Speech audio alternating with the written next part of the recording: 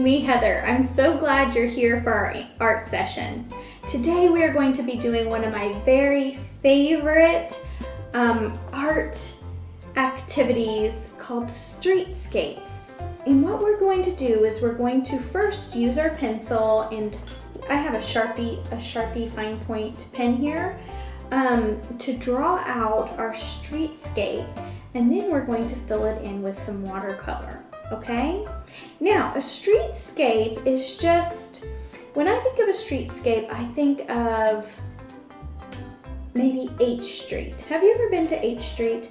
And there's shops, and there's houses, and there's a church, and there's a supermarket, and it's a block with all of these really cool things on there.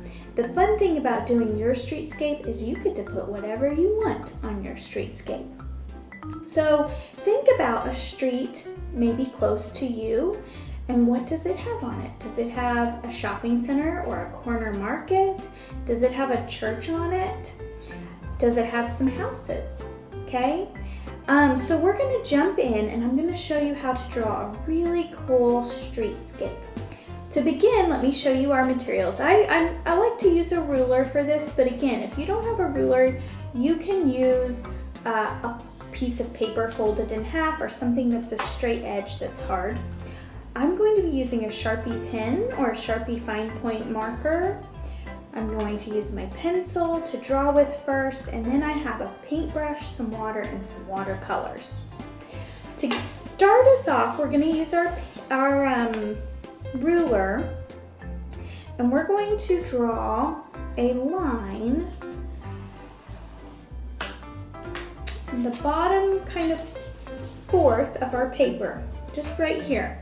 This is actually going to be the street, and all up here is going to be where our buildings are, right? So we've drawn kind of our street line. Now we're gonna fill this in with some really cool buildings.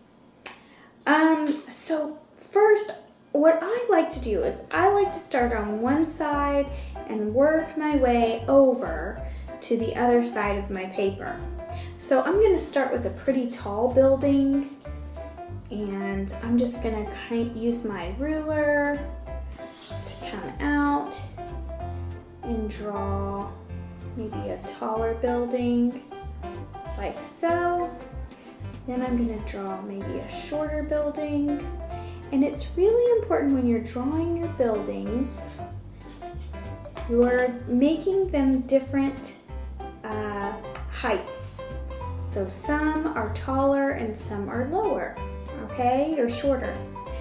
You might also experiment with making them different widths. So I'm gonna draw one that's a little bit longer and shorter. And then I'm going to finish this one with a taller building.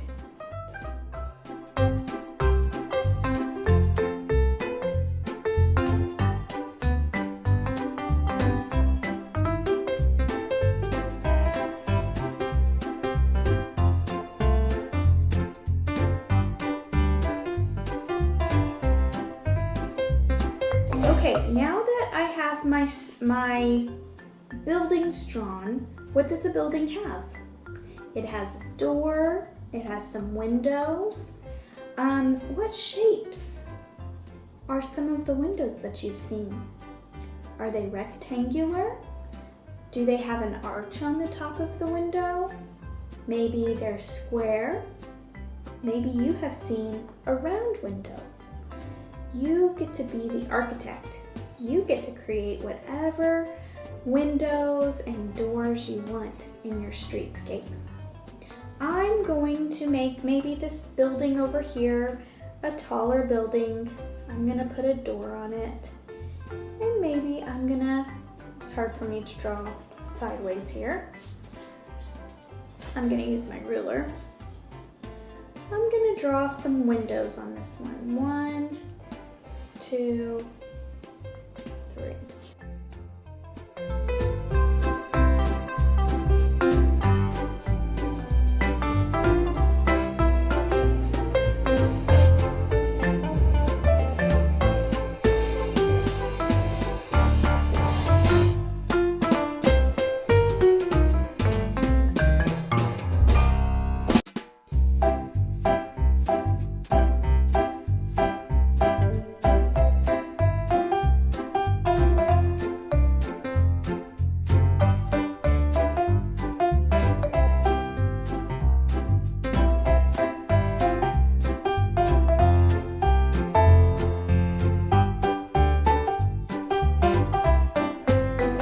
Okay, artists, now that our drawings are complete, you can see them here, we are going to color them in with our paints. We're going to paint them, okay? We're gonna add some color to this. Now, I'll paint the sky blue, I'll paint the street gray, and you can come in here and really add a lot of fine detail and elements if you would like to. I have seen people add window boxes full of flowers to theirs. I've even seen some people peeking out of the windows. You can really use your imagination when you are painting your streetscape. So I'm going to start with the sky. I like to go from the top to the bottom.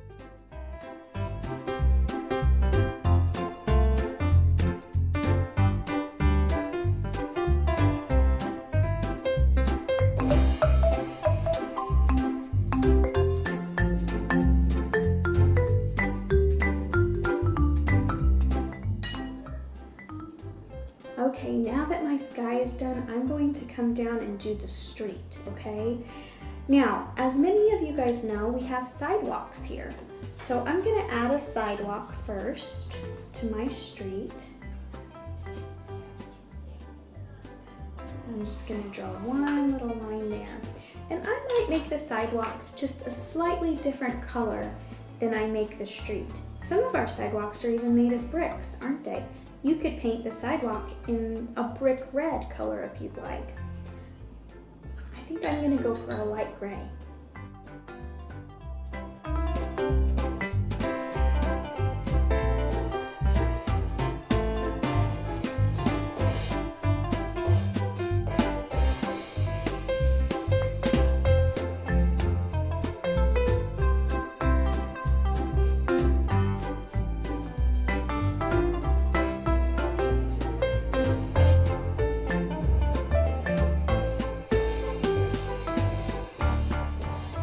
Okay, we have our sky finished and we have our street and our sidewalk finished. Now we're going to go and focus on our buildings. A lot of our fine detail will be done with our marker at the very end, okay? So don't get too caught up in doing the detail work until the paint is dried and we have gone over it with a black marker. So we're going to start, and I want you to think of really bright colors you could paint your buildings. Maybe some bright greens or pinks or purples, things that maybe you wouldn't normally see. Now DC is full of some really bright houses and really bright buildings, and that's why I love living here. So I even have a house down the street from me that is painted bright pink, and it is one of my favorite houses. I also have a house that is down the other side, the street on the other side, that is painted lime green. And again, I love that house. I am drawn to the bright colors of our neighborhood. So I am going to start with the lime green, and I'm going to paint this first building lime green.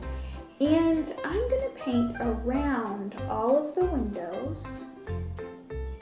And I'm going to let those windows dry, or I'm going to let the paint dry before I go back in and paint the windows, okay? So if we add our paint while our building is still wet, it's going to run. So we want to make sure we have given our building time to dry.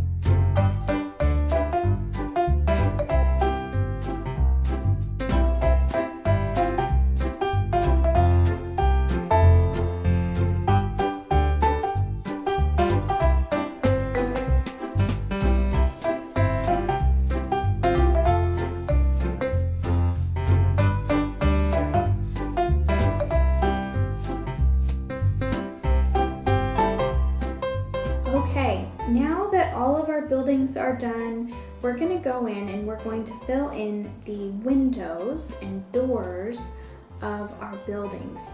Everything should be pretty dry, okay, before you do this step. You don't want to do it too quickly because if you look over here, sometimes our paint can run into each other if it's still dry, which I have some right there. If that happens to you, you can take a little paper towel and you can kind of just blot that out, okay? You can even go over it with a little bit more paint. There. Okay, this is pretty much completely dry, so we're gonna start over here. And you can paint inside your windows a gray, you could paint a blue, you could paint things inside of your windows like people. I'm just gonna do a really light blue.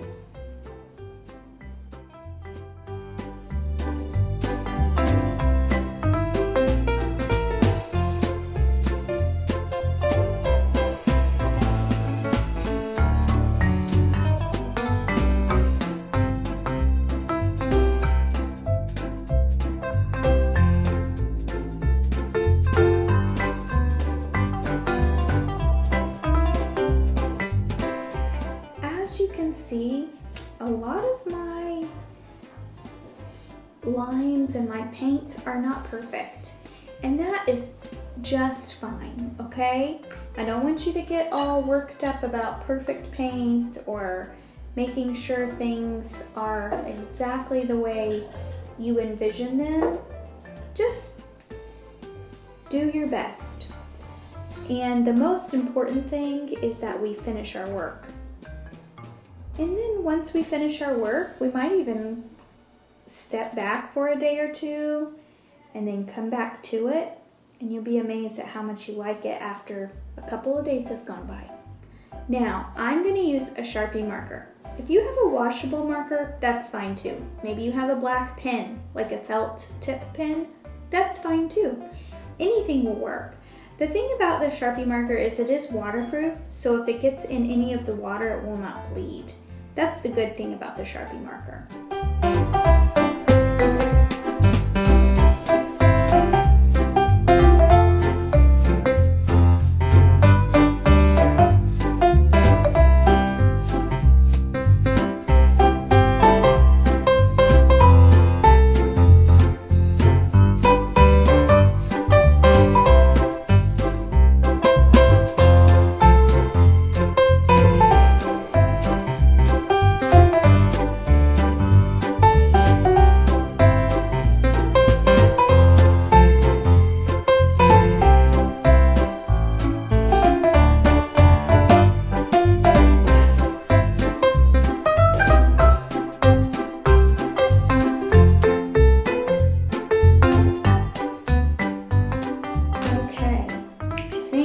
Done with our streetscape.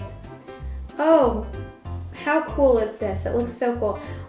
If you want to really do something fun, it would be really fun to write a story about this place. What happens in this neighborhood? Who lives here? What goes on here? Who lives in this building? Maybe what do they sell in this building? It would be a cool story for you to write, okay? Thank you so much for joining me today for our art lesson. We painted a streetscape today using watercolor. I'm so glad that you are here. See you next time.